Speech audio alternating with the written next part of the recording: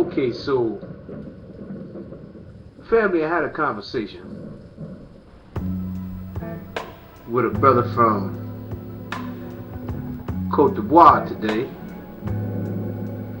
and interestingly enough, this conversation took place while I was reviewing the video that I did with the brother from Niger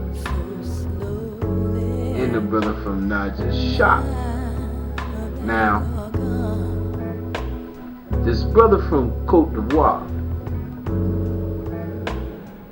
I'm going to interview this brother because we got into a conversation and I asked the brother, was he African? And he looked at me strangely.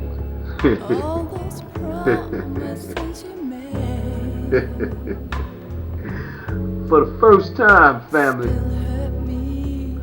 I encountered a brother from the west coast of Africa who wasn't crazy. Now, let me tell you what I mean when I say he's not crazy. I asked him, was he African? He told me he was from Cote d'Ivoire. I said, okay, so you're from Ivory Coast. I said, what people? Mandingo. So now, I'm encountering Mandingo people and they know who they are. I'm encountering people from different places in Africa and they're kind of confused. They're kind of confused, like black people in America are kind of confused. They're confused in the same way. They're confused for the same reason. They're confused because, in my humble opinion, the transmission of cultural identity was interrupted when individuals amongst us began to identify with Europeans. They ceased to transmit the value of cultural identity. Now, in our case, our ancestors were attacked and they were forced to eradicate the trace elements of their culture. So, in the case here,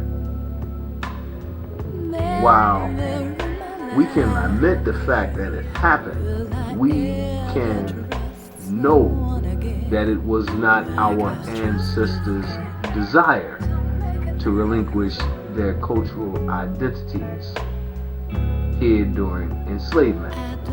Now, individuals on the continent of Africa, on the other hand, despite the fact that there was intense colonization by Europeans, damn near every nation, despite the fact that they had that colonization and that European presence there on the continent of Africa, all over the continent of Africa, despite that fact, they still practiced their culture. They still engaged in their living culture. They don't have to study to understand what it is to be a Mandingo or Yoruba or a Wolof or an Igbo. They don't have to look in a history book to see what it is to be a Mandingo. They practice the culture. So now, when we encounter these brothers and sisters from all over the continent of Africa, diasporically, we don't make any distinctions between them. We regard them all as brothers and sisters. Now,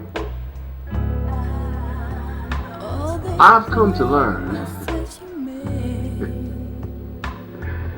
that that's not necessarily the case on the continent of Africa.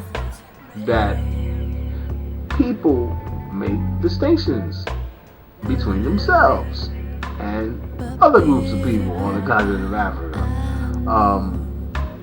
Case in point, if you